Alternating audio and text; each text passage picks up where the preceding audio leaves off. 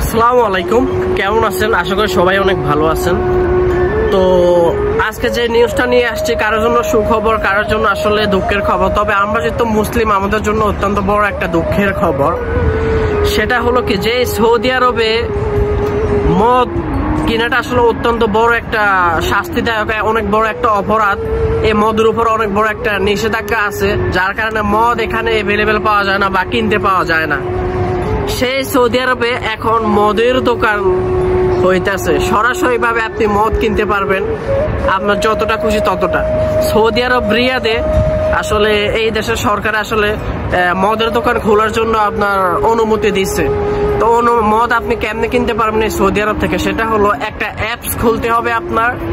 ওই অ্যাপসে আপনি রেজিস্ট্রেশন করার পর এই দেশের স্বরাষ্ট্র মন্ত্রণালয় থেকে আপনার একটা কোড দিবে। ওই কোডটা দিয়ে আপনি যত খুশি তত মদ কিনতে পারবেন এই সৌদি আরব বসে। এটা আসলে আমাদের জন্য একটা দুঃখের ব্যাপার, কিন্তু যাদের জন্য সুখের ব্যাপার তারা আসলে অনেক খুশি হবেন। কারণ তারা অনেকেই আসলে মদ খেতে পারেন না, এখন রিয়াদে সরাসরি সৌদি আরবে আপনি মদ কিনতে পারবেন।